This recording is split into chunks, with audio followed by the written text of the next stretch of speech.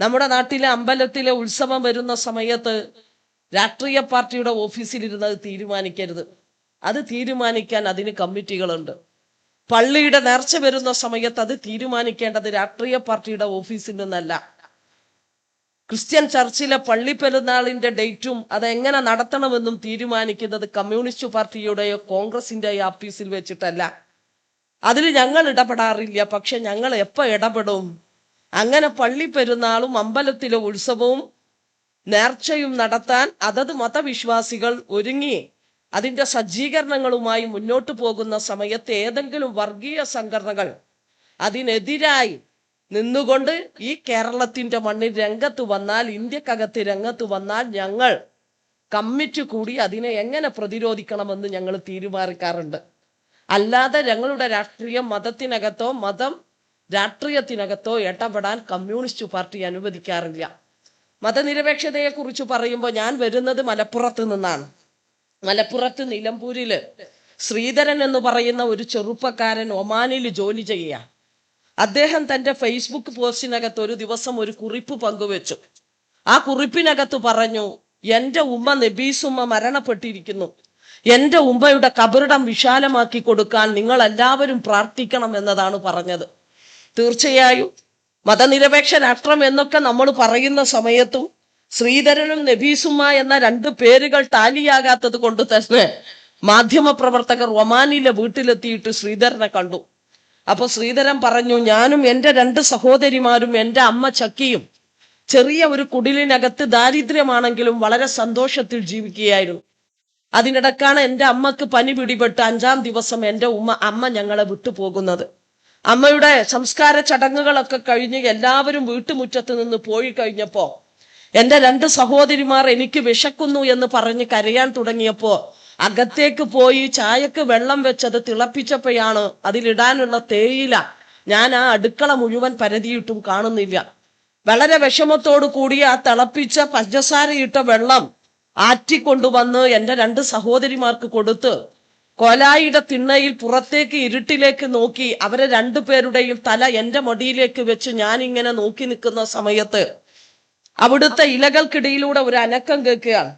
വല്ല പാമ്പോ മറ്റുമാണ് എന്ന് പേടിച്ചുകൊണ്ട് സഹോദരിമാരെ തട്ടി ഉണർത്തി അകത്തേക്ക് പോകാൻ നിൽക്കുമ്പോഴാണ് രണ്ട് രൂപങ്ങൾ എൻ്റെ മുന്നിലേക്ക് കടന്നു വന്നത്. ഒന്ന് തൊട്ടടുത്ത വീട്ടിലെ നബീസുമ്മയും രണ്ടാമത്തത് അവരുടെ ഭർത്താവായ മദ്രസയിലെ അധ്യാപകനായ അബ്ദുൽ ഹസീസുമായിരുന്നു. രണ്ടുപേരും വന്ന് ഓല കൊണ്ടുണ്ടാക്കിയ ആ വാതിൽ കയറുകൊണ്ട് കെട്ടി സൂക്ഷിച്ച് ഈ രണ്ട് സഹോദരിമാരുടെ കയ്യ് നബീസുമ്മയും ഈ ശ്രീധരൻ എന്ന് പറയുന്ന ആ ചെറിയ കുട്ടിയുടെ തോളിലേക്ക് അബ്ദുൽ ഹസീസും കൈയിട്ട് അവരുടെ വീട്ടിലേക്ക് കൊണ്ടുപോയി അവരെ കുളിപ്പിച്ച് വയറ് നിറച്ച് ഭക്ഷണം കൊടുത്തിട്ട് ഉറങ്ങാൻ പറഞ്ഞു. പിറ്റേ ദിവസം എണീറ്റ് വീണ്ടും ആ വീട്ടിലേക്ക് കൊണ്ടുവന്നു അവരുടെ പാഠപുസ്തകങ്ങൾ എടുത്ത് അവരുടെ വസ്ത്രങ്ങളിൽ നല്ലത് മാത്രം നോക്കിയെടുത്ത് അവരെ കൊണ്ടുവന്ന് അവരുടെ മക്കൾ പഠിക്കുന്ന സ്കൂളിൽ ചേർത്ത് ആ വീടിനകത്ത് അവരെ താമസിപ്പിച്ച് മക്കളെപ്പോലെ വളർത്തി അവരെ വിവാഹം കഴിപ്പിച്ച് ജോലിയാക്കി കൊടുത്ത എൻ്റെ ഉമ്മയാണ് മരണപ്പെട്ടത്. അതുകൊണ്ടാണ് ഞാൻ അവരുടെ കബറിടം വിശാലമാക്കി കൊടുക്കാൻ പ്രാർത്ഥിച്ചത് എന്ന് ശ്രീധരൻ പറയുന്നുണ്ട്. അതാണ് നമ്മുടെ നാടിന്റെ മഹത്വം എന്ന് പറയുന്നത്. ആ സ്നേഹക്കടലിനെയാണ് രണ്ടായി കീറി മുറിച്ചുകൊണ്ട് അവിടെ ഹിന്ദുവും മുസൽമാനും ക്രിസ്ത്യനും എന്ന് വെവ്വേറെയാക്കി പരസ്പരം പോരടിപ്പിക്കുന്നതിനു വേണ്ടി RSSും ജമാഅത്തെ ഇസ്ലാമിയും SDPIയും ഒക്കെ വല്ലാതെ മത്സരിക്കുന്ന ഒരു രാഷ്ട്രീയ സാഹചര്യത്തിലാണ് ഞാനും നിങ്ങളും ജീവിക്കുന്നത്. നേരിട്ടേ മതിയാകൂ. ആ നേരിടാൻ ഈ നാട്ടിൽ ചങ്കുറപ്പോടെ ഇന്നും നിൽക്കുന്ന പ്രസ്ഥാനമാണ് പട്യത്തിന്റെ ചെങ്കൊടി പ്രസ്ഥാനം എന്ന് അഭിമാനത്തോടു കൂടി നമ്മൾ ഈ നാടിനോട് പറയുകയാണ്. നമുക്കതിനെ എതിർത്തേ മതിയാകും. അത് മാത്രം ഒരു ഭാഗത്ത് നരേന്ദ്രമോദി വന്നപ്പോ ഈ ചെറുപ്പക്കാരോട് ഒരു കാര്യം പറഞ്ഞിരുന്നു, 2 കോടി തൊഴിലവസരങ്ങൾ തരാം. അപ്പൊ ഞാൻ ഇന്നസെന്റ് ചിരിച്ച പോലെ ലോട്ടറി കിട്ടുമ്പോ ഒരു ചിരി ഉണ്ടല്ലോ, അടിക്കും എന്ന് പറഞ്ഞ പോലെ നമ്മൾ കാത്തിക്കുക. ഇപ്പൊ എന്താ സ്ഥിതി? ഇപ്പൊ ഞങ്ങളെ നാട്ടിലൊക്കെ സ്ത്രീശബ്ദം കിട്ടാത്തതിന്റെ പേരിൽ പോസ്റ്റുമാനെ തെരഞ്ഞു പോകുമ്പോ അങ്ങനെ ഒരു പോസ്റ്റ് ഇല്ല എന്നുള്ളതാണ്. കോൺട്രാക്ട് അടിസ്ഥാനത്തിൽ നിയമിക്കാം. റിട്ടയർഡായ മുഴുവൻ ചെറുപ്പക്കാരെയും, നരേന്ദ്രമോദിയുടെ ഭാഷയിൽ പറഞ്ഞാൽ കേരളത്തിന്റെ ആരോഗ്യനിലയും ആയുർദൈർഘ്യവും നോക്കിയ റിട്ടയർ ചെയ്യുന്ന മനുഷ്യരെ വീണ്ടും അതേ തസ്തികകളിൽ കോൺട്രാക്ട് ബേസിൽ നിയമിച്ച് പുതിയ ജോലി തേടുന്ന DYFIക്കാരന്റെയും KSUക്കാരനും അതുപോലെ യൂത്ത് കോൺഗ്രസ്സുകാരനും ജോലിയില്ലാത്ത സ്ഥിതിയിലേക്ക് നമ്മുടെ നാട് പോകുന്നുണ്ട്. അപ്പോ അവിടെ പട്ടിണി മാറ്റണമെങ്കിൽ തൊഴിൽ വേണം. ആ തൊഴിലെടുക്കാൻ പോകുന്ന തൊഴിലുറപ്പ് പദ്ധതിക്കാരുടെ ബജറ്റിൽ നിന്നും 86,000 കോടിയായി വെട്ടിച്ചുരുക്കുക. ഞാൻ എപ്പോഴും പറയാറുണ്ട്, മോഡിയെ കണക്ക് പഠിപ്പിച്ച മാഷയൊന്ന് കിട്ടിയാൽ ചൂരലുകൊണ്ട് 2 പൊട്ടിക്കാമായിരുന്നു. കുറക്കാൻ മാത്രം പഠിപ്പിച്ച ഒരു അധ്യാപകനാണ് അദ്ദേഹത്തിനുള്ളത്. അതുകൊണ്ടാണ് തൊഴിലുറപ്പിലെ ബജറ്റിനകത്ത് വെട്ടിക്കുറക്കുന്നു, തൊഴിലുറപ്പ് ദിനങ്ങൾ വെട്ടിക്കുറക്കുന്നു, തൊഴിലുറപ്പ് ദിനങ്ങളും ബജറ്റിനകത്തെ പണവും വെട്ടിക്കുറച്ചുകൊണ്ട് മൂപ്പര് കടന്നു പോവുകയാണ്. പോഷകാഹാരം കിട്ടാതെ ഈ നാടിനകത്ത് 50% വരുന്ന സ്ത്രീകളും കുട്ടികളും ജീവിച്ചിരിക്കുന്ന നാട്ടിൽ അവർക്ക് പോഷകാഹാരം കൊടുക്കേണ്ട അംഗനവാടിയിലെ ICDS വിഹിതം വെട്ടിക്കുറച്ചുകൊണ്ടിരിക്കുന്നു. ഞാൻ വെറുതെ പറഞ്ഞല്ല. ജോലി വെട്ടിക്കുറക്കുന്നു, തൊഴിലുറപ്പ് പദ്ധതിയുടെ ബജറ്റ് വെട്ടിക്കുറക്കുന്നു, തൊഴിലുറപ്പ് ദിനങ്ങൾ വെട്ടിക്കുറക്കുന്നു, ICDS അംഗനവാടിയിൽ കിട്ടുന്ന ഭക്ഷ്യധാന്യങ്ങൾ വെട്ടിക്കുറക്കുന്നു, രാസവളത്തിന്റെ സബ്സിഡി ഇല്ലാതെയാക്കുന്നു. അങ്ങനെ വെട്ടിക്കുറക്കുന്നതിനിൽ ഒരു കൂട്ടർക്ക് അദ്ദേഹം കുറച്ചു കൊടുത്തിട്ടുണ്ട്. അദ്ദേഹത്തെ ജയിപ്പിച്ചു വിട്ട കോർപ്പറേറ്റ് ഭീമന്മാർക്ക് അവരടക്കേണ്ട നികുതി പണവും കുറച്ചു കൊടുത്തുകൊണ്ട് കുറക്കാൻ മാത്രം അറിയാവുന്ന ഒരു പ്രധാനമന്ത്രി RSSും ഈ രാജ്യം ഭരിച്ചുകൊണ്ടിരിക്കുകയാണ് എന്ന് സൂചിപ്പിച്ചു പോവുകയാണ്. സ്ത്രീകളെ രക്ഷിക്കാം എന്നാ പറഞ്ഞത്. ബേട്ടി ബച്ചാവോ ബേട്ടി പഠാവോ. ഞാൻ പെൺകുട്ടികളെ പഠിപ്പിക്കാം, പെൺകുട്ടികളെ രക്ഷിക്കാം എന്നാണ് പറഞ്ഞത്. വിജയരാഘവൻ സഖാവ് സൂചിപ്പിച്ചു. എന്ന് നിങ്ങൾ ആലോചിച്ച് നോക്കിയേ, ഈ പാഠ്യത്തിന്റെ മണ്ണിലൂടെ നമ്മുടെ ഏതെങ്കിലും സഹോദരിയെയോ നമ്മുടെ ഭാര്യയെയോ മകളെയോ അമ്മയെയോ പൂർണ്ണ നഗ്നയാക്കി RSSന്റെ പ്രവർത്തകർ ഇങ്ങനെ നടത്തിക്കൊണ്ടുപോകുന്ന സമയത്ത് അവരുടെ ശരീരത്തിന്റെ വിവിധ ഭാഗങ്ങളിൽ തോണ്ടിയും പിച്ചിയും ആക്രമിച്ചും കളിക്കുമ്പോ വാവിട്ട് നിലവിളിക്കുന്ന സഹോദരിയെ ഈ റോട്ടിലൂടെ കൊണ്ടുപോകുന്ന ഒരു നാടായി ഇന്ത്യ എന്ന് പറയുന്ന മഹാരാജ്യം മാറും എന്ന് നമ്മൾ ആരെങ്കിലും കരുതിയിരുന്നോ? അത് പാഠ്യത്തിന്റെ മണ്ണിൽ നടക്കാത്തത് കേരളത്തിനകത്ത് സഖാക്കൾ ഉണ്ടായത് കൊണ്ടാണ്.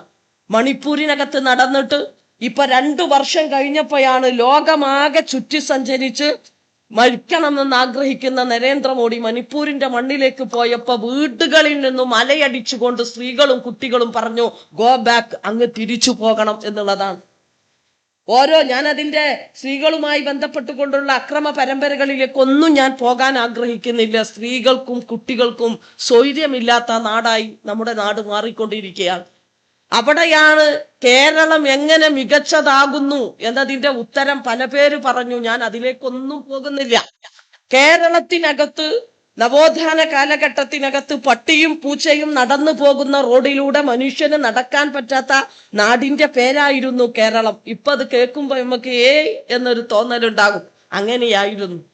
60 വയസ്സുള്ള മനുഷ്യനെ കൊണ്ട് 13 വയസ്സുള്ള പെൺകുട്ടിയെ കല്യാണം കഴിപ്പിച്ചിട്ട് ആ പെൺകുട്ടിയുടെ ഈ 60 വയസ്സുകാരൻ 63ാമത്തെ വയസ്സിൽ മരിച്ചു പോയാൽ 16ാമത്തെ വയസ്സിൽ വെള്ളസാരി എടുത്ത് വീടിന്റെ അകത്തളത്തിൽ അതിലൊരു കുഞ്ഞ് ജനിച്ചാൽ ആ കുഞ്ഞിന്റെ വിവാഹ ചടങ്ങിൽ പോലും നേരിട്ട് പങ്കെടുക്കാൻ കഴിയാതെ അകത്തളത്തിൽ വീർപ്പുമുട്ടിയിരുന്ന സ്ത്രീയുടെ നാടിന്റെ പേരായിരുന്നു കേരളം.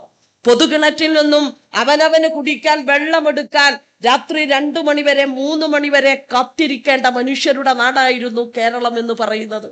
അതുമാത്രമല്ല, പഞ്ചമിയെ സ്കൂളിലേക്ക് കൊണ്ടുപോയിട്ട് അവിടെ ഇരുത്തി തിരിച്ചു പോരുന്ന സമയത്ത് ആക്രമിക്കുക മാത്രമല്ല, ആ സ്കൂളിന് തീയിട്ട നാടിന്റെ പേര് കൂടിയായിരുന്നു കേരളം എന്ന് പറയുന്നത്.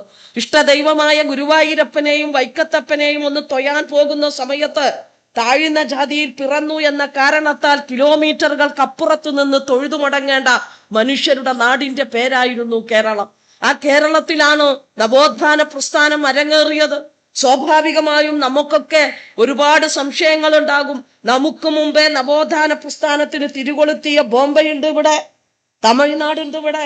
ജ്യോതിറാവ് ഫുലെയും EB രാമസ്വാമി നായ്ക്കരും ഒക്കെ നയിച്ച നവോത്ഥാന പ്രസ്ഥാനമുള്ള മണ്ണിൽ ഇപ്പോഴും 2 ഗ്ലാസ്സിൽ മാറി വെള്ളം കുടിക്കേണ്ട സ്ഥിതി നമ്മുടെ അയൽപക്കത്തുള്ള സംസ്ഥാനങ്ങളിൽ ഉണ്ടെങ്കിൽ, ഒരു തമ്പുരാന്റെ മുന്നിലും അവനവന്റെ കീശക്കകത്ത് ചായ കുടിക്കാൻ പണമുണ്ടെങ്കിൽ രാജാവ് മുന്നിൽ നിന്ന് വന്നാലും ആ ഭക്ഷണത്തിന്റെ മുന്നിൽ നിന്നും എണീക്കാതെ അന്തസ്സോടെ കഴിച്ച് പൈസ കൊടുത്ത് ഇറങ്ങിപ്പോകാവുന്ന നാടായി ഈ കേരളത്തെ മാറ്റിയത് ആ നവോത്ഥാന പ്രസ്ഥാനത്തിന്റെ പിന്മുറക്കാരായി ഈ കേരളത്തിന്റെ മണ്ണിൽ കമ്മ്യൂണിസ്റ്റ് പാർട്ടി കൂടി നിലവിൽ വന്ന് അതിന്റെ പ്രവർത്തനങ്ങൾ ആരംഭിച്ചതിന്റെ ഭാഗമായിട്ടാണ്. ആ കമ്മ്യൂണിസ്റ്റ് പാർട്ടിയാണ് 57-ൽ പ്രിയപ്പെട്ടവരെ ഇന്ത്യയിൽ ആദ്യമായി കമ്മ്യൂണിസ്റ്റ് പാർട്ടി ഭരിക്കാത്ത ഇന്ത്യ രാജ്യത്തിനകത്തൊരു സംസ്ഥാനം ആദ്യമായി ഇടതുപക്ഷം ജയിക്കുന്ന സ്ഥിതി ഉണ്ടാകുന്നത്, EMS കേരളത്തിന്റെ മുഖ്യമന്ത്രിയായി മാറുന്നത്. ഞാൻ അതിന്റെ വിശദാംശങ്ങളിലേക്ക് പോകുന്നില്ല. പക്ഷേ അതിനകത്തുള്ള ഒരു നിയമം ഉണ്ടായിരുന്നു, കുടിയിറക്കൽ നിരോധന നിയമം. തമ്പുരാന്റെ പറമ്പുകളിൽ ജോലി ചെയ്യുന്ന അടിയാളൻ 2 ദിവസം പനിച്ചു കിടന്നാൽ അടിയാളനെയും കുടുംബത്തെയും ആ കുടിലിൽ നിന്നും പുറത്തേക്ക് ഇറങ്ങാൻ പറഞ്ഞ് പുതിയ ജോലിക്കാരനെ ജന്മി ആ കുടിലിലേക്ക് കയറ്റുന്ന സമയത്ത് എവിടേക്ക് പോകണമെന്നറിയാതെ പ്രയാസപ്പെട്ടിരുന്ന മനുഷ്യരുണ്ടായിരുന്ന നാട്ടിലാണ് 57-ലെ EMSന്റെ ഗവൺമെന്റ് വന്നിട്ട് പറഞ്ഞു, ഒരു ജന്മിയുടെ പറമ്പിൽ നിന്നും ഒരടിയാളനെയും ഇടക്കി വിടാൻ ഒരു കുടിലിൽ നിന്നും നിങ്ങൾക്ക് അധികാരമില്ല എന്ന് നിയമം മൂലം പറഞ്ഞ നാടിന്റെ പേരാണ് കേരളം. അത് പറഞ്ഞ ഗവൺമെന്റിന്റെ പേരാണ് ഇടതുപക്ഷം എന്നുള്ളത്. രണ്ടാമത്, ഞങ്ങളുടെ നാട്ടിലാണ് വണ്ടൂര് എന്ന് പറയുന്ന സ്ഥലം. വണ്ടൂരുള്ള ചാലപ്പുറത്ത് കുഞ്ഞലവി മുസ്ലിയാർ സഖാവ് EMSനെ കാണാൻ വന്നിട്ട് ഏലംകുളത്തെ വീട്ടിൽ ചെന്നിട്ട് പറഞ്ഞു, സഖാവേ, ഞങ്ങൾക്ക് ഞങ്ങളുടെ പള്ളിയൊന്ന് പുതുക്കി പണിയണം. നമ്മുടെ EMS കരുതിയത് പൈസ ഇല്ലാഞ്ഞിട്ടാകും, പണം ഞാൻ തരാം. EMS പറഞ്ഞു, പണം വേണ്ട സഖാവേ, പണം ഞങ്ങളുടെ കയ്യിലുണ്ട്. ഈ നാടിനകത്ത് ആരാധനാലയങ്ങൾ ഉണ്ടാക്കാനോ ഉള്ളത് പുതുക്കി പണിയാനോ ഒന്നും സാധിക്കാത്ത കരിനിയമമുണ്ട് സഖാവേ, അതൊന്ന് മാറ്റിത്തരാൻ കഴിയുമോ എന്ന് ചോദിച്ച് അടുത്ത നിയമസഭ കൂടുമ്പോ EMSന്റെ കൈവിരൽ കൊണ്ട് ഒപ്പിട്ട് ഈ നാടിനകത്ത് നിരോധിച്ച നിയമത്തിന്റെ പേരാണ് പ്രിയപ്പെട്ടവരെ കരിനിയമം എന്ന് പറയുന്നത്. ആ നേട്ടങ്ങൾ ഇങ്ങനെ പറയാൻ നിന്നാൽ എനിക്കിന്ന് ഇവിടുന്ന് പോകാൻ പറ്റൂല. പ്രീതെ, ഞാൻ അവസാനിപ്പിക്കുകയാണ്. 57-ലെ ഗവൺമെന്റ്, ആ 57-ലെ ഗവൺമെന്റിനെ 59-ൽ പിരിച്ചുവിട്ടു ഇവര്. എന്തിനാണ് പിരിച്ചുവിട്ടത്? ഈ നാട്ടിലെ മുസ്ലിം ന്യൂനപക്ഷങ്ങൾക്ക് MSPക്കകത്ത് പ്രവേശനം നൽകിയത് കൊണ്ടോ? ഈ നാടിന്റെ സ്വാതന്ത്ര്യ സമര പോരാട്ടത്തിൽ പങ്കെടുത്ത സ്വാതന്ത്ര്യ സമര സേനാനികൾക്ക് പെൻഷൻ ഏർപ്പെടുത്തിയതിന്റെ പേരിലോ? മാനേജ്മെന്റ് സ്കൂളുകളിൽ പണം കൊടുത്ത് ജോലിക്ക് പോയ അധ്യാപകനെ മാനേജറുടെ വീട്ടിൽ അടുക്കള വേലക്കാരനായി നിർത്തി തേങ്ങ പൊളിപ്പിച്ച മാങ്ങ വാങ്ങിപ്പിച്ച് കുട്ടികളെ കുളിപ്പിച്ച് അവരുടെ ഡ്രസ്സ് അലക്കിപ്പിച്ച് ശമ്പളം പോലും കൊടുക്കാതെ മാനേജ്മെന്റ് സ്കൂളിനകത്ത് അധ്യാപകരെ പീഡിപ്പിക്കുന്ന സമയത്ത് ആ സ്കൂളുകളിലെ അധ്യാപകർക്ക് ശമ്പളം കൊടുത്ത് അഭിമാനത്തോടെ അധ്യാപകൻ എന്ന രീതിയിൽ തല ഉയർത്തി നിൽക്കാൻ ഇടതുപക്ഷം തയ്യാറായതിന്റെ പേരിലാണോ പിരിച്ചുവിട്ടത്? ആ പിരിച്ചുവിട്ടപ്പോ അമേരിക്കയുടെ സഹായം ഉണ്ടായിരുന്നു എന്ന് പറഞ്ഞത് കമ്മ്യൂണിസ്റ്റ് പാർട്ടിയല്ല, നമ്മളന്ന് പറഞ്ഞിരുന്നു.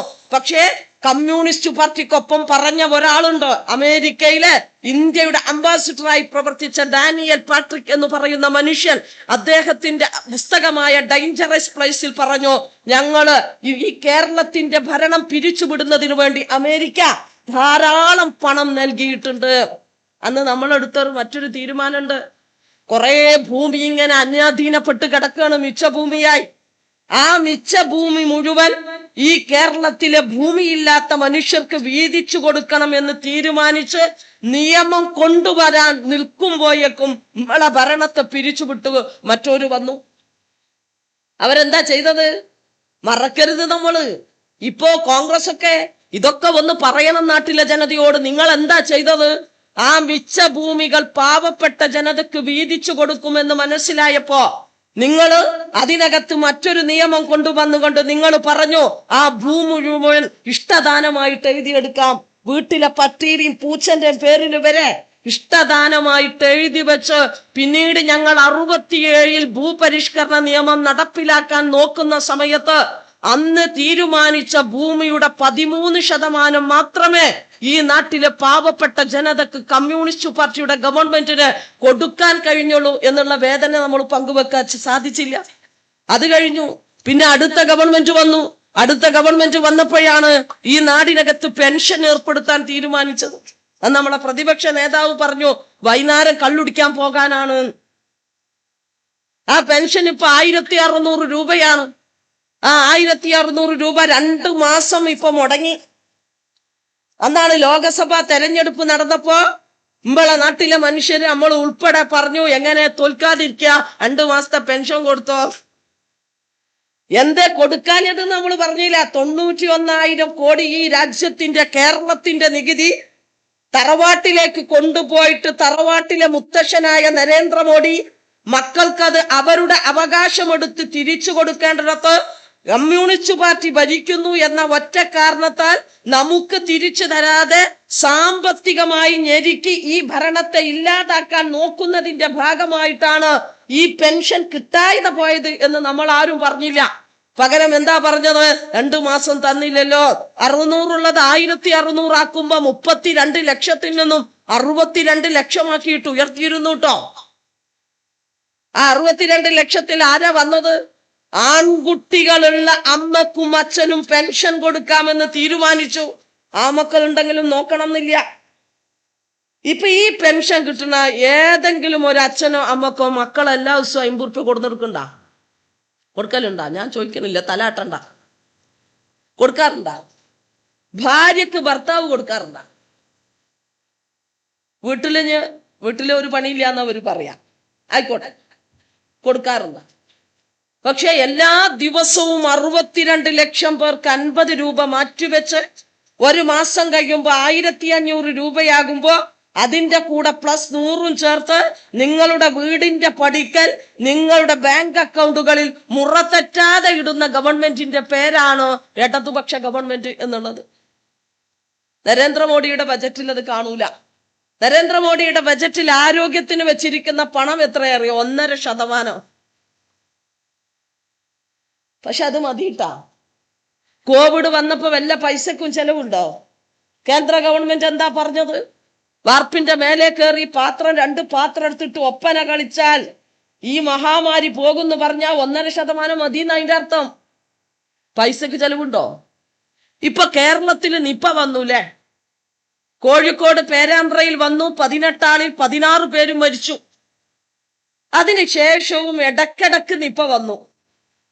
5 രൂപന്റെ മാസ്ക് ആരും വാങ്ങിയിട്ടില്ല. അത് മാത്രല്ല, 18 ആളിൽ 16 പേർ മരിച്ചപ്പോ മാവുന്നിങ്ങനെ മാങ്ങ തുരുതുര അടർന്നു വീഴുന്ന സമയത്ത് മക്കള് പോകുമ്പോ വവ്വാലിന്റെ പേര് പറഞ്ഞ് ഭീഷണിപ്പെടുത്തി. പേരൊക്കെ വീഴുമ്പോ പറഞ്ഞു. ഫ്രൂട്ട്സ് കടകൾ മുഴുവൻ അടച്ചുപൂട്ടി. അതിനുശേഷവും നിപ്പ വന്നപ്പോ എന്തേ കേരളത്തിലെ മനുഷ്യര് പേടിക്ക? കൂത്തുപറമ്പ് ഏരിയക്ക് വരൂല എന്ന് പറഞ്ഞ നിപ്പ ഇല്ല. കമ്മ്യൂണിസ്റ്റുകാരുടെ അടുത്തേക്ക് നിപ്പ വരൂല നമ്മളോട് പറഞ്ഞോ? ഇല്ല, നമ്മൾ ഇട്ടിട്ടില്ല. എന്റെ മലപ്പുറത്തൊക്കെ ഇടക്കിടക്ക് വന്നു. അത് എന്താ ഇടാത്തത്?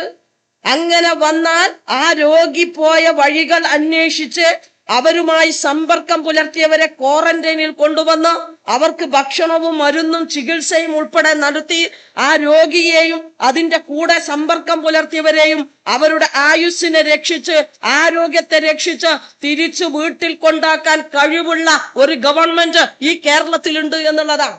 എങ്ങനെയാ വന്നത്? അന്ന് എന്റെ 16 പേര് മരിച്ചത് എന്നാലോചിച്ച. ആ 16 പേര് മരിക്കാൻ കാരണം അത്തരം ഒരു രോഗം കണ്ടെത്താനുള്ള സംവിധാനം ഈ കേരളത്തിന്റെ മണ്ണിൽ ഉണ്ടായിരുന്നില്ല. അതുകൊണ്ട് തന്നെ രക്തസാമ്പിളുമായി ബോംബെയിലെ പൂനെയിൽ പോയി അതിന്റെ പരിശോധനാ ഫലം 15 ദിവസം കഴിഞ്ഞ് വന്നപ്പോഴേക്കും പലരെയും നമുക്ക് ജീവിതത്തിലേക്ക് തിരിച്ചു കൊണ്ടുവരാൻ കഴിഞ്ഞില്ല.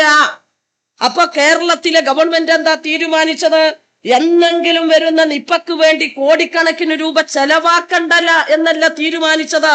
പകരം ഒരു മലയാളിയെപ്പോലും മരണത്തിന് വിട്ടുകൊടുക്കാതിരിക്കാൻ ആലപ്പുഴയിൽ സ്ഥലം വാങ്ങി വൈറോളജി ഇൻസ്റ്റിറ്റ്യൂട്ട് സ്ഥാപിച്ച് പരിശോധന രക്തം കൊടുത്തയച്ചാൽ 2 ദിവസം കൊണ്ട് റിസൾട്ട് കൊണ്ടുവന്ന് ഈ നാട്ടിലെ മനുഷ്യരെ ആ രോഗത്തിന് ചികിത്സ നൽകി രക്ഷപ്പെടുത്തുന്ന നാടായി കേരളത്തിലെ ഗവൺമെന്റ് മാറുക.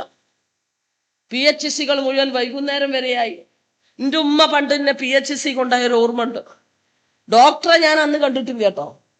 ഒരു നേഴ്സ് ജനവാന്റെ ഉള്ളിൽ കൂടി തുറിച്ചിങ്ങനെ നോക്കും. എനിക്ക് മനസ്സിലായിട്ടില്ല എന്തിനാണ് അവർക്ക് ദേഷ്യം. ശമ്പളം കൊടുക്കുന്നുണ്ടാവൂല, എനിക്കറിയില്ല. എൻ്റെ ഉമ്മ അസുഖം പറഞ്ഞാൽ ഇവരൊരു ഡപ്പയിൽ ഇങ്ങോട്ട് കൈയിട്ടിട്ടൊരു ഇളക്കല. ആ ഇളക്കിയിട്ട് ഒരു പൊതിയിൽ എൻ്റെ ഉമ്മാക്ക് ഗുളിക കൊടുക്കും. എൻ്റെ ഉമ്മ ആകെ 4ാം ക്ലാസ് വരെ പഠിച്ചിട്ടുള്ളൂ. എന്തോ എൻ്റെ ഭാഗ്യം, എൻ്റെ ഉമ്മാന്റെ ഭാഗ്യം, ഉമ്മാക്ക് അത് തലവേദനക്കും തൂറ്റലിനും പനിക്കുള്ള ഗുളിക തിരിച്ചറിഞ്ഞുകൊണ്ട് അപകടം കൂടാതെ പാഠ്യത്വത്തെ സോഫിയ സംസാരിക്കാം.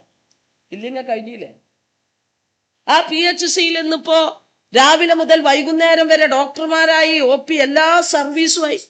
ഞാൻ നമ്മുടെ സ്വരാജിന്റെ തെരഞ്ഞെടുപ്പുമായി ബന്ധപ്പെട്ട് നിയമസഭാ തെരഞ്ഞെടുപ്പിന് പോത്തുകല്ലിൽ പോയപ്പോ അവിടെ ഒരു മനുഷ്യൻ ഇങ്ങനെ ഡയാലിസിന്റെ ബെൽറ്റ് ഇട്ടിട്ട് വീടിന്റെ ഉമ്മറത്തിരിക്കുന്നുണ്ട്. വോട്ട് ചോദിക്കാൻ ചെന്നപ്പോ അതിന്റെ ചെലവിനെ കുറിച്ച് നല്ല ബോധ്യമുള്ള ഒരാളാണ് ഞാൻ, ഇതൊക്കെ അറിയും.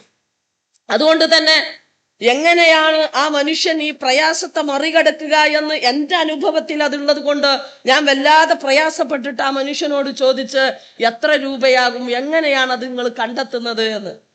അദ്ദേഹം വളരെ അഭിമാനത്തോടു കൂടി പറഞ്ഞു, സഖാവേ, ഞങ്ങൾക്ക് ബസ്സിന് പോകാനുള്ള പണം മാത്രം മതി, താലൂക്ക് ആശുപത്രിയിൽ സൗജന്യമായി ഡയാലിസിസ് ചെയ്യുന്നുണ്ട്, അവിടെയാണ് ഞാൻ ചെയ്യുന്നത്.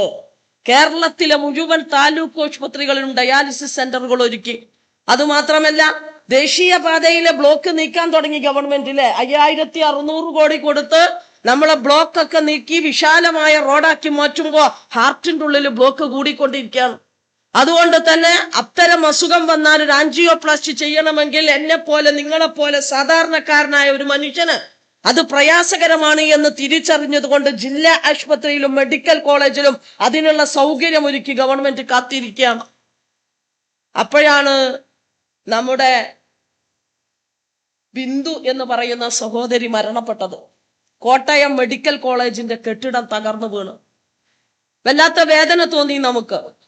സ്വാഭാവികമായും ഒരു മെഡിക്കൽ കോളേജ് തകർന്നു വീണാൽ ഒരാൾ മരിക്കുക മാത്രമല്ല, ആയിരക്കണക്കിന് മനുഷ്യർ മരിക്കുമെന്നുള്ള കാര്യത്തിൽ സംശയമില്ല.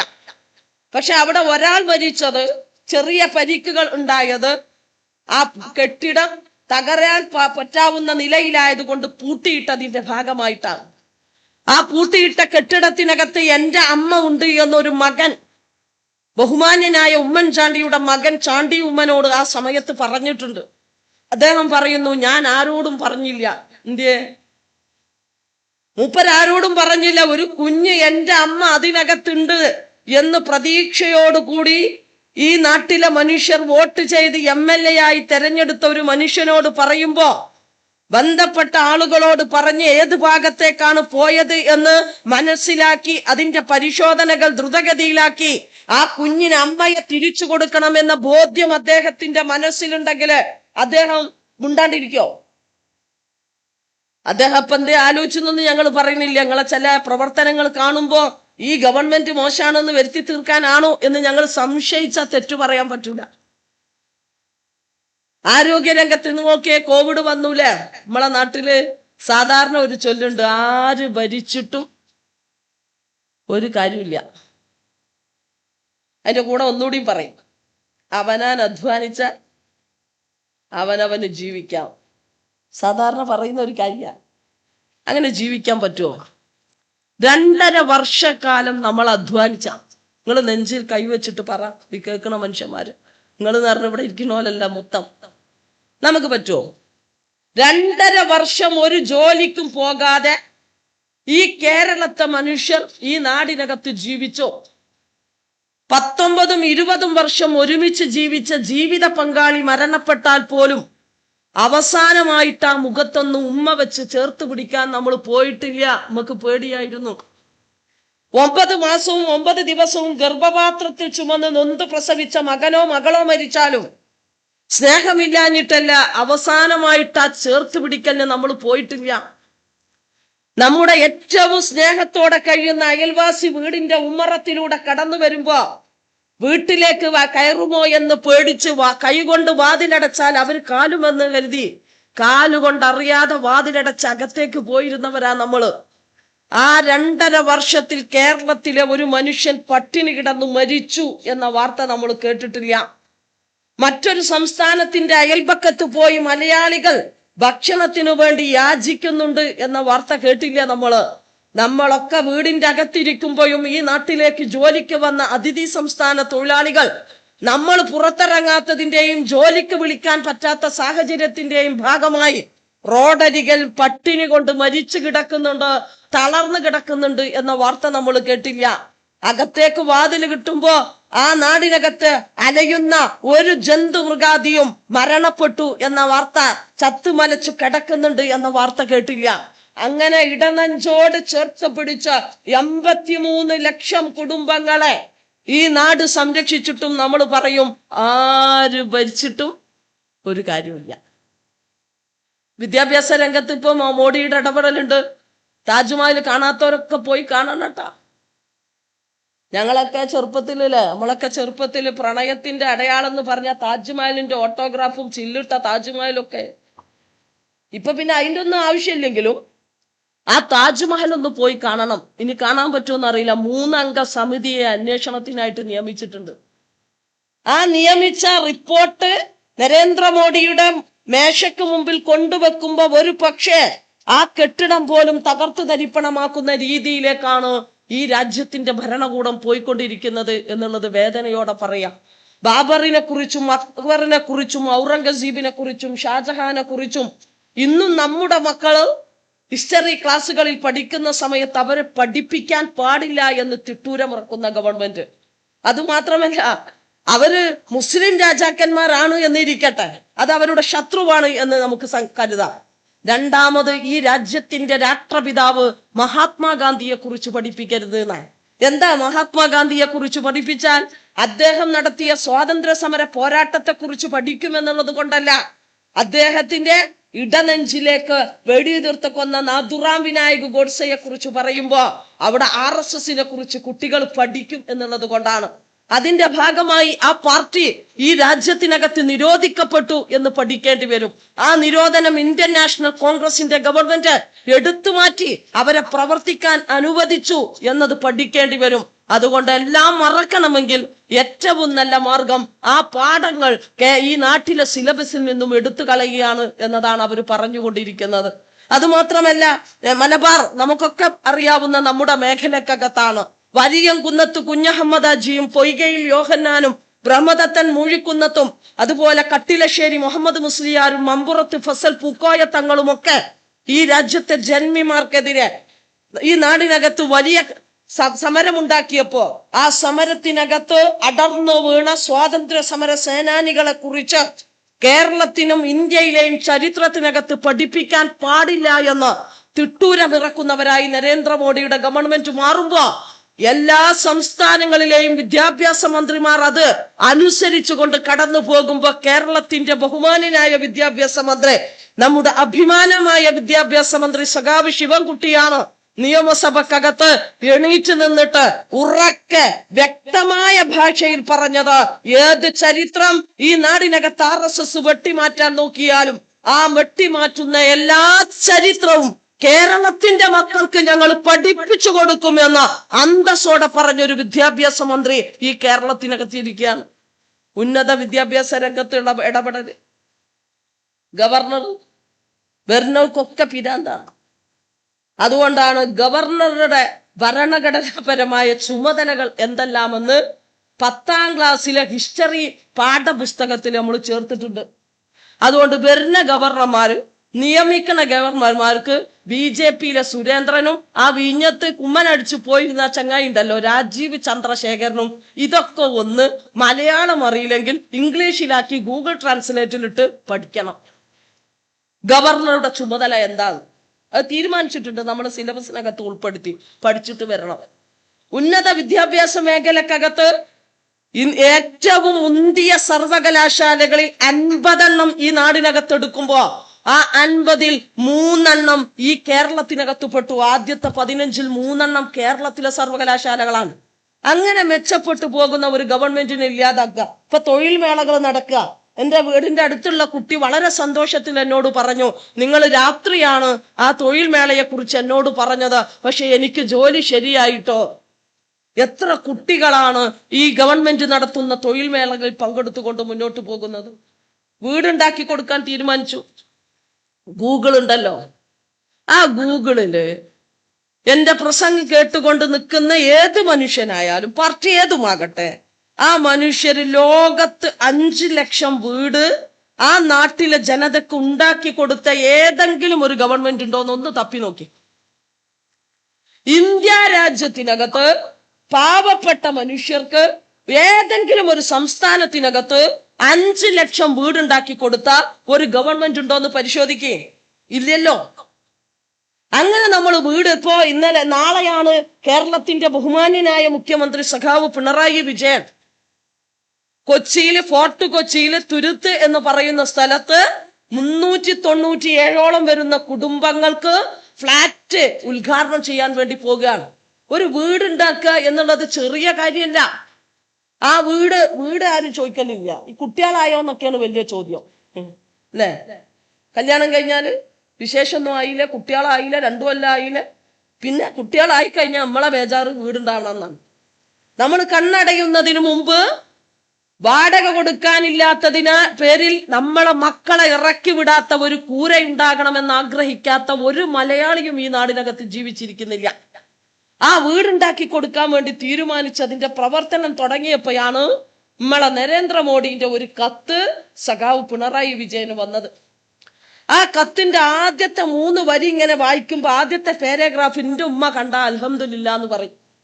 ആദ്യത്തെ പാരഗ്രാഫിൽ പറഞ്ഞത്, ആ വീടുകൾ 5 ലക്ഷം ഉണ്ടാക്കി കൊടുക്കുമ്പോ അതിൽ 25,000 വരുന്ന അതിദാരിദ്ര്യ കുടുംബങ്ങൾക്ക് നിങ്ങൾ 4 ലക്ഷം കൊടുക്കുമ്പോ 72,000 റുപ്യ നരേന്ദ്രമോദിയുടെ ഗവൺമെന്റ് തരാം. തെറ്റുണ്ടാ? രണ്ടാമത്തെ പാരഗ്രാഫില് അങ്ങനെ നിങ്ങള് ആ വീടുണ്ടാക്കിയിട്ട് അതിന്റെ കുടിയിരിക്കൽ നിങ്ങൾ എന്താ പറയാ, ഹൗസ് വാമിങ്, അത് നടത്തുമ്പോ കോളിംഗ് ബെല്ലിന്റെ മുകളിലായി എന്റെ മോന്ത സോഫിയാന്റെ അല്ല നരേന്ദ്രമോദിയുടെ മോന്ത സീല് ചെയ്തു വെക്കണം എന്നതാണ് രണ്ടാമത്തെ പാരഗ്രാഫിൽ വന്നത്. അപ്പൊ തിരിച്ച് നമ്മുടെ കേരളത്തിന്റെ മുഖ്യമന്ത്രി അങ്ങോട്ടേക്ക് കത്ത് എഴുതിയിട്ട് പറഞ്ഞു, മലയാളികൾ അഭിമാനത്തോടെയാണ് ജീവിക്കുന്നത്. ഒരു ഉദ്ഘാടനം ചെയ്ത വീടിനും ഞങ്ങൾ ചുവപ്പ് പെയിന്റ് അടിച്ചിട്ടില്ല. EMSന്റെയും AKGയുടെയും പേര് ഞങ്ങൾ ഇട്ടിട്ടില്ല. അഭിമാനത്തോടെ മലയാളികൾ ആ വീടിനകത്ത് ജീവിക്കണമെന്ന് ആഗ്രഹിക്കുന്നത് കൊണ്ട് ബഹുമാനപ്പെട്ട അങ്ങയുടെ 72,000 രൂപ ഞങ്ങൾക്ക് വേണ്ട എന്ന് പറഞ്ഞ് മലയാളിയുടെ അഭിമാനം ഉയർത്തിപ്പിടിച്ച ഒരു ഗവൺമെന്റ് ഈ കേരളത്തിനകത്ത് ഭരിക്കുക. ഇപ്പോ ഫോൺ വന്നു. ഫോൺ ഓർക്കുമ്പോ എനിക്ക് ജിജീനെ ഓർമ്മ വരും. വേങ്ങര അസംബ്ലി മണ്ഡലത്തിനകത്ത് ജിജി മത്സരിച്ച സമയത്ത് ജിജിയുടെ കൂടെ ഞാൻ വോട്ട് ചോദിക്കാൻ പോകുമ്പോ എല്ലാ വീട്ടിലും ഞാൻ ശ്രദ്ധിച്ചപ്പോ സോഫേന്റെ ഒരു ഭാഗം കുയ്യ. അപ്പൊ ഇതിന്റെ പൊരുൾ എനിക്ക് മനസ്സിലാവണില്ല. പിന്നെ എന്റെ ഫ്രണ്ടിന്റെ വീട്ടിൽ കയറിയപ്പോ ഞാൻ ചോദിച്ചു, ഈ ഏരിയയില് എല്ലാ വീടിന്റെ സ്വീകരണ മുറിയിലും ഒരു ഭാഗത്ത് കുഴിയുണ്ടല്ലോ. അപ്പൊ എന്നോട് പറഞ്ഞു, സോഫിയ, ആ കുഴിയുള്ള ഭാഗത്ത് മാത്രമാവും ആ വീട്ടില് നെറ്റിന് കിട്ടുക, റേഞ്ച് കിട്ടുക. അപ്പൊ എല്ലാരും കൂടി ഇരുന്നിട്ട് കുഴിയായതാണ്. ഏതായാലും ഈ കേരളത്തിന്റെ മണ്ണിൽ സ്വന്തമായിട്ടൊരു ഇന്റർനെറ്റ് വരിക, അതിനെനിക്ക് സതീശനോട് കടപ്പാടുണ്ട് കേട്ടോ. സതീശൻ നമ്മൾ പറയല്ലോ, വീട്ടിൽ ചോര കണ്ട കാര്യം നടക്കുന്നു. നമ്മളെ നാട്ടിലൊരു ചൊല്ലുണ്ട്, മൂപ്പര് നടക്കൂലെന്ന് പറഞ്ഞോ ഞാൻ അപ്പ കയ്യടിക്കും, നടക്കുന്ന ഉറപ്പാ. എന്ത് വന്നാലും മൂപ്പര് എതിർത്തുകൊണ്ടാണല്ലോ. ആ ഫോൺ വന്നപ്പോ മൂപ്പര് എടുത്തു. ഞങ്ങളെ നാട്ടില് യൂത്ത് കോൺഗ്രസിന്റെ സെക്രട്ടറിന്റെ വീട്ടില് ഈ നെറ്റിപ്പ കുത്തിയിരിക്ക, ഓനത് കണ്ടുകൊണ്ടിരിക്ക. പിന്നെ ഗെയില് വന്നപ്പോ എനിക്ക് ജമാഅത്തെ ഇസ്ലാമിക്കാരനാണ് ഓർമ്മ. ഇസ്ലാമിക രാഷ്ട്രം ഉണ്ടാക്കാൻ നടക്കുകയാണ്, RSS ഹിന്ദു രാഷ്ട്രം ഉണ്ടാക്കാൻ നടക്കുകയാണ്. മനുഷ്യർക്ക് ഇപ്പൊ ഒരു സ്ഥലമില്ല ഇവിടെ. ജമാഅത്തെ ഇസ്ലാമിക രാഷ്ട്രം ഉണ്ടാക്കുന്ന ജമാഅത്തെ ഇസ്ലാമി ഇപ്പൊ എതിർത്തോണ്ടിരിക്ക. എന്താ എതിർക്കണ്? ഗെയിലിന്റെ പൈപ്പ് അത് നടക്കൂല. നിങ്ങൾക്ക് ഓർമ്മയില്ല? അത് മുക്കത്ത് ജുമാ നിസ്കരിച്ചു. ഞാൻ അന്ന് പൊതുയോഗത്തിനായി കൂടി പോവാ. ഞാൻ വിചാരിച്ചു റോട്ടുമല എന്താ നിസ്കാരം, ഇഷ്ടം പോലെ പള്ളിയുണ്ട്, പുതിയ പള്ളി വരുന്നുണ്ട്. ഇവരെന്തിനാണ് ഈ റോട്ടുമല എന്ന് മനസ്സിലായപ്പോ ഈ നിസ്കാരത്തിന്റെ അവസാനം 8 മദ്രസ പഠിച്ചിരുന്നു കേട്ടോ. നിസ്കാരത്തില് അവസാനം നമ്മൾ പറയാ അസ്സലാമു അലൈക്കും വറഹ്മത്തുള്ളാ, അസ്സലാമു അലൈക്കും വറഹ്മത്തുള്ളാ എന്നാ. തിരിഞ്ഞു നോക്കുമ്പോ ഈ പഹയന്മാരെ ബാക്കിൽ ഗെയിലിന്റെ പൈപ്പ് കെടുക്ക. അപ്പൊ ആ പൈപ്പ് കെടുക്കുന്നത് പറമ്പ് ഏതാന്ന് അന്വേഷിച്ചപ്പോ മൂപ്പര പറമ്പ് ആരാ? ജമാഅത്ത് ഇസ്ലാമിന്റെ പറമ്പ്. ആ പറമ്പിൽ ഗെയിലിന്റെ കമ്പനിക്കാരെടുത്തുനിന്ന് ഈ പൈപ്പ് ഇട്ടീന് തറവാടകയും വാങ്ങി അത് ബാങ്ക് അക്കൗണ്ടിൽ ഇട്ടിട്ട് അതിന്റെ മുമ്പിൽ നിന്നിട്ട് അക്കാരം. ഒന്ന് ആലോചിച്ച് നോക്കിയ ഞങ്ങള്.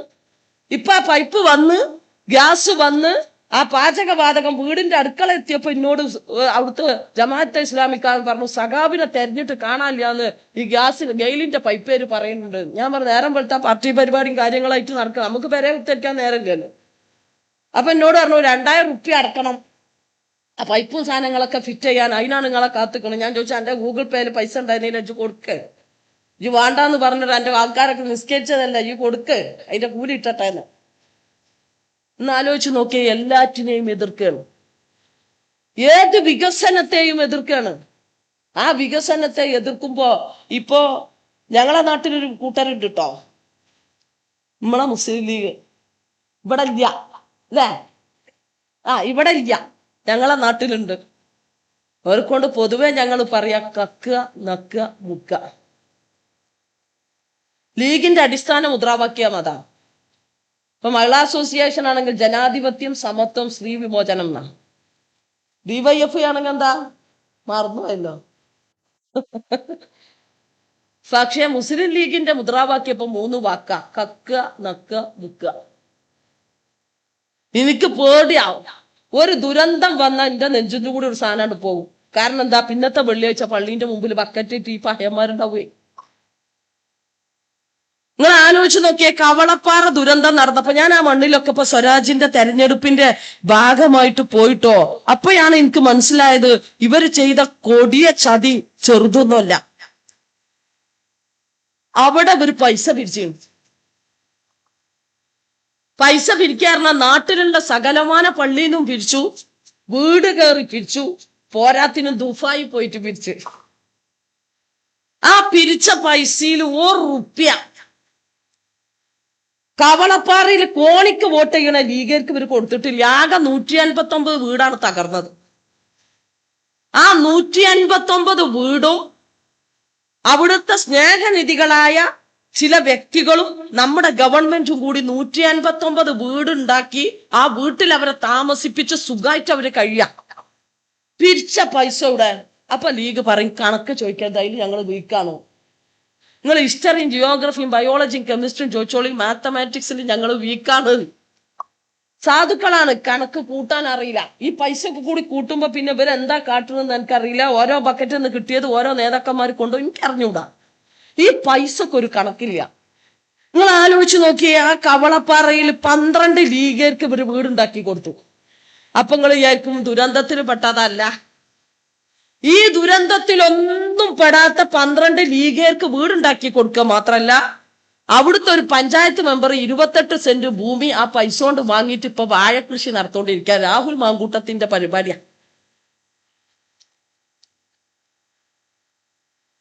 പിന്നെ ലീഗ് നടത്തിയൊരു വയനാടുണ്ട്. ആ വയനാട്ടില് ലീഗ് മാത്രമായിട്ടെ, നമ്മളാ നരേന്ദ്രമോദി ചുരിദാറിട്ട് വന്നത് ഓർമ്മയില്ല ഞങ്ങൾക്ക്? വയനാട് എങ്ങനെയാ നമുക്ക് അങ്ങനെ മറക്കാൻ കഴിയാ? അമ്മമാര് നഷ്ടപ്പെട്ട പിഞ്ചു കുഞ്ഞുങ്ങൾക്ക് മുലപ്പാല് കൊടുക്കാൻ 14 ജില്ലകളിൽ നിന്നും അമ്മമാർ ഓടിയെത്തിയ നാടല്ലേ? ഭർത്താവിനെ നഷ്ടപ്പെട്ട, മക്കളെ നഷ്ടപ്പെട്ട നിസ്സഹായരായ വിധവകളുടെ നാടല്ലേ അത്? ഒരു കുടുംബത്തെ മുഴുവൻ നഷ്ടപ്പെട്ട് പ്രവാസി നാട്ടിൽ വരുന്ന സമയത്ത് ഒരു കുടുംബക്കാരനെയെങ്കിലും പേരിനൊന്ന് ചേർത്ത് പിടിക്കാൻ ഇല്ലാതെയായി പോയ ദുരന്തമല്ലേ?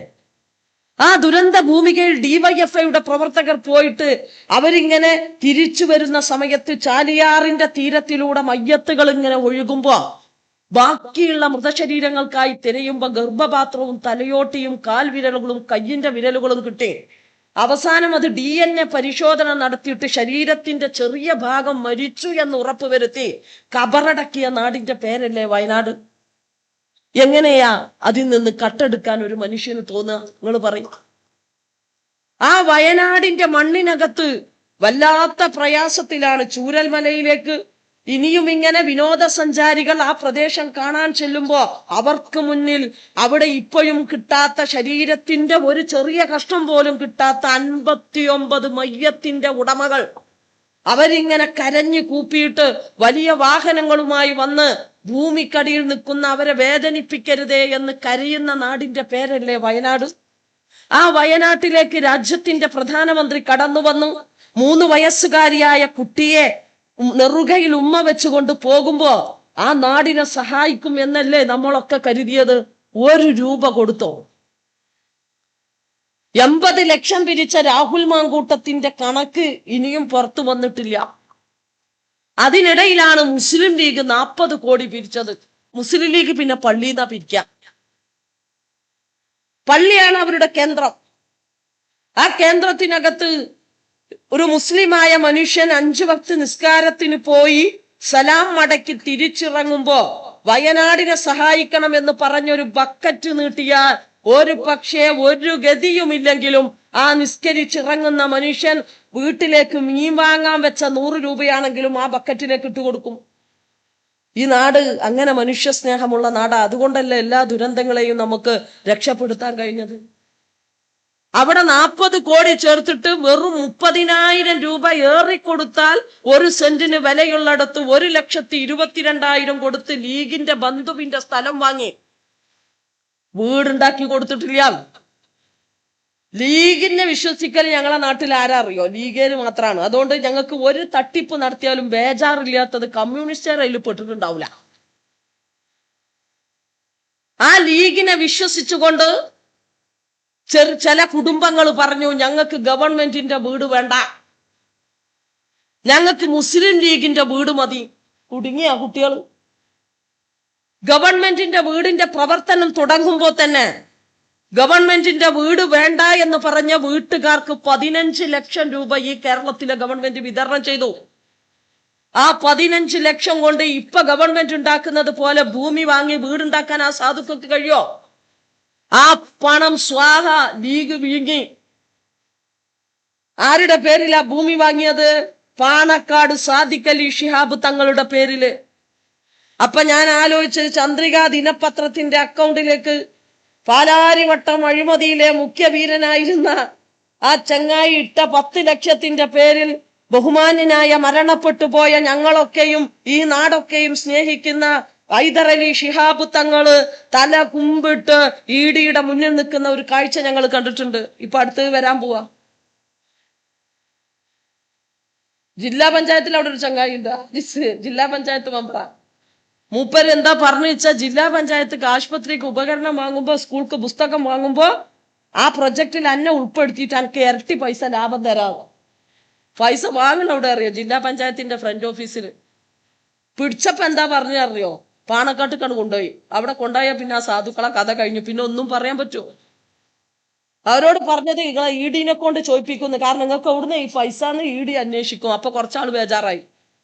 രണ്ടാമത് പിന്നെ പ്രയാസം ഉണ്ടാക്കുന്നവരോട് പറഞ്ഞു, അടുത്ത ഭരണം കിട്ടുമ്പോ തരാം, നിങ്ങൾക്ക് ഭരണം കിട്ടണം, നിങ്ങൾ ഉണ്ടാക്കിയ കടം വീട്ടാനാ. ലീഗ് അങ്ങനെ ഒരു വഴിക്ക് തട്ടിപ്പ് നടത്തി പോകുന്നു. രാഹുൽ മാങ്കൂട്ടം, ഞാൻ അതിന്റെ വിഷയം പറഞ്ഞു വെറുതെ നാവ് കേടുക കേട്ടോ. നിങ്ങൾ ആലോചിച്ച് നോക്കിയാ പക്ഷെ എന്തായിരുന്നു തുളുമ്പല്. ആ സ്മാർട്ട് കണ്ടപ്പോ നമ്മൾ പറഞ്ഞു ഓവർ സ്മാർട്ട് ആകണ്ട. സ്മാർട്ട് ആകാം, പക്ഷെ ഓവർ സ്മാർട്ട് ആകരുത്. നിങ്ങളെ നാട്ടുകാരനല്ലേ ഒപ്പം നിൽക്കണ്. നമ്മുടെ പാലക്കാട് പാർട്ടിയുടെ ജില്ലാ സെക്രട്ടറി പറഞ്ഞു, രാഹുൽ മാങ്കൂട്ടത്തിന് ഒരു ഹെഡ്മാഷ് ഉണ്ട്.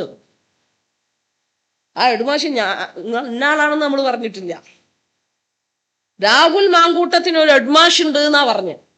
പിന്നെ 7ാം ക്ലാസ് വരെ പഠിപ്പിച്ച സ്കൂളിൽ രാധാകൃഷ്ണ മാഷ് ആയിരുന്നു ഹെഡ്മാഷ്. 8ലും 9ലും മുഹമ്മദ് മാഷ് ആയിരുന്നു. 10ാം ക്ലാസ്സിൽ എത്തിയപ്പോ മൂപ്പർ റിട്ടയപ്പോ അജിത ടീച്ചറിന്റെ ഹെഡ്മാഷായി. ഞാൻ ആ വൈക്ക ചിന്തിക്കും, മറ്റേ ഷാഫി ഹെഡ്മാഷ് എന്ന് പറഞ്ഞേക്കണ ഞാൻ തന്നെ അറിഞ്ഞിട്ട് പത്രസമ്മേളനം നടത്തുക. അമ്മാതിരി പോത്തുകൾ നാട്ടിലുണ്ട്. ഈ ചങ്ങായിക്ക് രാത്രിയായ ഉറക്കമില്ലാന്ന് ഇപ്പോഴല്ലേ മനസ്സിലാക്കും. എന്താപ്പാ ഫോൺ വിളി? ഉറക്കം വരുന്നുണ്ട്. അവൾ ആ കണ്ണുക്ക് നോക്കിയാൽ അറിയാലോ. ചില വീഡിയോ ഒക്കെ വന്നപ്പോ നിങ്ങൾ ആലോചിച്ച് നോക്കിയ, ഒരു പെൺകുട്ടി യൂത്ത് കോൺഗ്രസിന്റെ സംസ്ഥാന നേതാവ്, MLA, അങ്ങനെ ഒരു മനുഷ്യൻ പ്രണയാഭ്യർത്ഥന നടത്തിയാൽ അത് ചെയ്യും എന്നല്ലേ 100ൽ 99% പെൺകുട്ടികളും വിശ്വസിക്കുക. കാരണം ഒരു ഉത്തരവാദിത്തപ്പെട്ട സംഘടനയുടെ സംസ്ഥാന നേതാവല്ലേ. അത് നാട്ടിലെ കുട്ടികൾ കളിക്കണ കളി കളിക്കാൻ പറ്റുമോ അയാൾക്ക്? ആ പെൺകുട്ടി പറയുന്നുണ്ടല്ലേ ആ വീഡിയോക്കകത്ത് വളരെ കൃത്യമായി, ഇപ്പൊ ഞാൻ വളർത്തിക്കോളാം, വിവാഹം കഴിക്കാമെന്ന് പറഞ്ഞു. അയാൾ വാക്ക് മാറ്റിയ സമയത്തും ആ കുഞ്ഞിനെ, അതൊരു ഗർഭപാത്രത്തോടുള്ള അമ്മയുടെ അടുപ്പാണ്, ഞാൻ വളർത്താം എന്ന് പറഞ്ഞ മൂപ്പർക്ക് അറിയാം ഭാവിയിൽ ഇതെന്തെങ്കിലും ആയിട്ട് ഉയർന്നു വരുമെന്ന്. അപ്പൊ ഞാൻ ഇല്ലാതാക്കാന്ന് തീരുമാനിച്ചു. ഒന്നൊന്നുമല്ല കേട്ടാ, മൂപ്പര് പല കേസിൽ പെട്ടിരിക്കാം. ആ നിയമസഭയ്ക്ക് വന്നപ്പോ ഒരു ലവ് ലെറ്റർ കൊടുത്തൂല്ലേ പ്രതിപക്ഷ നേതാവ്. മൂപ്പര് പകരം ഒരു ലെറ്റർ സെക്യൂരിറ്റിക്കും കൊടുത്തിട്ട് ഇറങ്ങിപ്പോയി. ഇപ്പൊ നടക്കുക. യൂത്ത് കോൺഗ്രസിന് വേണ്ടാത്ത, കോൺഗ്രസ് പാർട്ടിക്ക് വേണ്ടാത്ത ഒരു ചങ്ങായി നാട്ടിന് പിന്നെ വേണോ എന്ന് തീരുമാനിക്കും ആ നാട്ടിലെ ജനത. എങ്ങനെയാണ് ആ പാർട്ടിക്കകത്ത് സ്ത്രീകൾ നിൽക്കുക? ഇനി തെറ്റ് ചെയ്തവൻ മാറി നിൽക്കുകയോ ഇപ്പോ അതിനെ തകർക്കാൻ ആ പാവം ഷൈൻ ടീച്ചറെ ഇങ്ങനെ ഫാബ്രിക്കേറ്റഡ് ആയിട്ട് ഒരു കഥ ഉണ്ടാക്കാൻ പറ്റുമോ എന്ന് ആലോചിച്ച് നോക്കിയ നിങ്ങള്. ഒരാളെ തകർക്കാൻ ഉദ്ദേശിക്കുകയാണോ? അവര് ബന്ധു പറഞ്ഞു എന്ന് ഒരു ബോംബ് പൊട്ടാനുണ്ട്.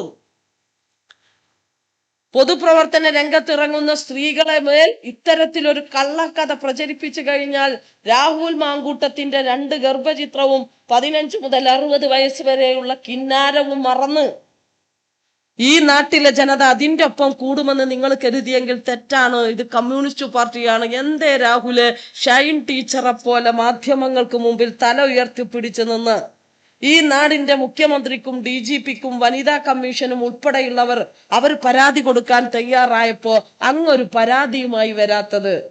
മോഹൻലാൽ പറഞ്ഞ മാതിരി കുട്ടി മിണ്ടണില്ല. ഇത്ര ദിവസമായിട്ടും കുട്ടി മിണ്ടിയിട്ടില്ല. നമ്മുടെ കേരളത്തിന്റെ രാഷ്ട്രീയം എത്ര മലീമസമായിട്ടാണ് കോൺഗ്രസ് കൊണ്ടുപോകുന്നത്. ആ രീതിയിലേക്ക് ഒരു നാടിനെ തകർക്കാൻ കോൺഗ്രസ്, ആ കോൺഗ്രസിന്റെ കൂടെ കൂടാൻ RSS, കോൺഗ്രസിന് ശക്തി പകരാൻ SDPIയും ജമാഅത്തെ ഇസ്ലാമിയും. SDPI ഞാൻ ഇങ്ങനെ SDPIക്കാരൻ നോക്കുക, അപ്പൊ പട്ടികള് കുറെ കൂടിയിട്ടുണ്ട്. ഇവര് പട്ടിനെ വെട്ടുന്നാ പറഞ്ഞിട്ടുണ്ട്. രാവിലെ വരെ പരിശീലനം അങ്ങനെയാണ്. എന്റെ നാട്ടിൽ അത് ഇല്ലാത്തോണ്ടാണ് ആ ഒരു സംസ്ഥാന സമ്മേളനത്തിനുള്ള പട്ടികളുണ്ട് രാവിലെ നീക്കുമ്പോ നാട്ടില് പഠിപ്പിക്ക. ആദ്യം വേറെ ആയിരുന്നു സിമി, പിന്നെ NDF, പിന്നെ പോപ്പുലർ ഫ്രണ്ട്. ഓരോന്നിങ്ങനെ പിടിക്കാനാവുന്ന കാണുമ്പോ ഇവര് വഴുതി മാറി ഓന്തിന്റെ നിറം മാറുക. ഇതിപ്പോ പുതിയ പാർട്ടിയായി SDPI. ഇതൊക്കെ ഈ നാടിനെ നശിപ്പിക്കാനാണ്. നമുക്ക് ഒരുമിച്ച് നിൽക്കണം എന്നുള്ളതാണോ ഈ ദിനത്തിൽ ഈ നാട്ടിലെ ജനതയോട് പറയാനുള്ളത്? മതനിരപേക്ഷതയുടെ കൂടെ നമുക്ക് ഒരുമിച്ച് നിൽക്കണം. നമ്മൾ ഇരിക്കുന്നത് പോലെ നമ്മുടെ മക്കൾക്കും പേരക്കുട്ടികൾക്കും വരുന്ന തലമുറക്കും ഇരിക്കാനാകണം. നമ്മൾ ഒരുമിച്ച് പഠിച്ചതുപോലെ നമ്മുടെ മക്കൾക്കും പേരക്കുട്ടികൾക്കും പഠിക്കാനാകണം. നമ്മൾ ഒരുമിച്ച് കളിച്ചതുപോലെ മക്കൾക്കും പേരക്കുട്ടികൾക്കും പഠിക്കാനാകണം. നമ്മൾ അമ്പലത്തിലെ ഉത്സവത്തിൽ പോയ പോലെ, നേർച്ചക്ക് പോയതുപോലെ, പള്ളിപ്പെരുന്നാളിന് പോയതുപോലെ, പൊതുയോഗത്തിനകത്ത് പോയതുപോലെ ജാതിയുടെ മതത്തിന്റെ വ്യത്യാസമില്ലാതെ ഈ നാട്ടിലെ മനുഷ്യർക്ക് ഒരുമിച്ച് ചേരാൻ നിൽക്കുന്ന ഒരു ഇടമായി പ്രാന്താലയം എന്ന് വിവേകാനന്ദൻ സൂചിപ്പിച്ച ഈ നാടിനെ സ്വർഗത്തിന്റെ ദൈവത്തിന്റെ സ്വന്തം നാടാക്കി മാറ്റിയ ഇടതുപക്ഷത്തിന്റെ കൂടെ സാക്ഷരത കൊണ്ടുവന്ന, കുടുംബശ്രീ കൊണ്ടുവന്ന, ജനകീയാസൂത്രണം കൊണ്ടുവന്ന, മാവേലി സ്റ്റോർ കൊണ്ടുവന്ന, പെൻഷൻ സമ്പ്രദായം കൊണ്ടുവന്ന, അങ്ങനെ നേട്ടങ്ങളുടെ പറുദീസ സൃഷ്ടിച്ചുകൊണ്ട് ലോകത്തിന്റെ നെറുകയിൽ വജ്രത്തിളക്കമുള്ള നക്ഷത്രമായിട്ട് കേരളം ഇങ്ങനെ നിൽക്കുമ്പോ ആ കേരളത്തെ തകർത്ത് തരിപ്പണമാക്കാൻ എല്ലാവരും ഒരു കുടക്കീഴിൽ അണിനിരന്നുകൊണ്ട് ഈ നാടിനകത്ത് നിലനിൽക്കുന്ന സമയത്ത് മതനിരപേക്ഷതയുടെ കൊടിയടയാളം സഖാവ് പട്യത്തിന്റെ നാടിനകത്ത് ഇനിയും ഉറക്കെ വാനിലേക്ക് ഉയർത്തിപ്പിടിച്ചുകൊണ്ട് മുഷ്ടി ചുരുട്ടി തൊണ്ട പൊട്ടുമാറുച്ചത്തിൽ ഇൻകുലാബിന്റെ ധ്വനികൾ വാനിലേക്ക് ഉയർത്തിപ്പിടിച്ചു വിളിച്ചുകൊണ്ട് നമുക്ക് ഈ പാർട്ടിയെയും ഈ പക്ഷത്തെയും മതനിരപേക്ഷതയെയും ഈ നാടിനെയും രക്ഷിക്കാനുള്ള പോരാട്ടത്തിന് കൂടുതൽ കരുത്താർജിക്കുന്നതിനു വേണ്ടി ഈ ദിനത്തെ നമുക്ക് വീണ്ടും അനുസ്മരിക്കാം എന്ന് മാത്രം പറഞ്ഞ് അദ്ദേഹത്തിന്റെ ഓർമ്മകൾക്ക് മുമ്പിൽ ഒരു പിടി രക്തപുഷ്പങ്ങൾ അർപ്പിച്ചുകൊണ്ട് നിർത്തുന്നു. അഭിവാദ്യങ്ങൾ.